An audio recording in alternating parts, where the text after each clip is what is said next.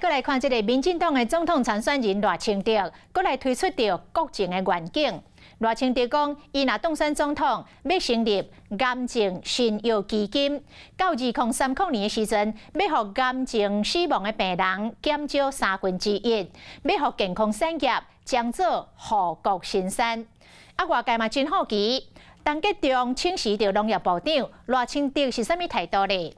赖清德进前一天是伫咧民进党的中常会，甲陈吉仲来话话，讲7年来辛苦了。今仔日记者阁甲问同款的问题，赖清德表示讲，伊已经讲过啊，无要补充啊。我们的健康产业有机会能够成为 第2座富国神山。佮讲到国情的愿景，赖清德7礼拜重点伫健康。我们打算成立一个癌症新药基金，100亿的癌症新药基金，在2030年的时候，癌症死亡的病人 能够减少1/3。画出实际目标，赖清德佮希望会当通过健康宪章、健保营销，更加要推动长照3.0。也毋过共款做过医生的民众党郭文铁，就质疑这经费是为倒来。蔡总统或是马前总统成果较显著，其实是一目了然的。如果还有人要批评目前的长照制度，那就让他批评吧。工作让我来做。 我会卷起袖子推长照3.0。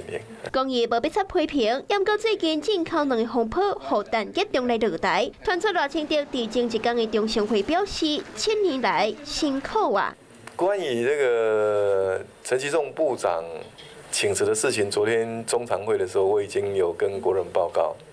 我没有另外补充了。这态度引发大家的联想。若副手人民人选驻美代表萧美琴投诉美国媒体，呼吁联合国应该赶紧停止无正确解释连大第2758岁决议。这个举动若对法治有危害，更加互台湾人民无法度发声。美琴身为一个外交官，驻美的外交官，我想他本于职权，然后替台湾发声，这个。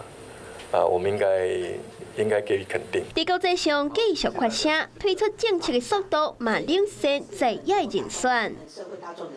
Hello， 我是林仙怡，想要抢先掌握最及时的新闻资讯吗？赶快订阅、按赞、开启小铃铛，锁定华视新闻 YouTube 频道。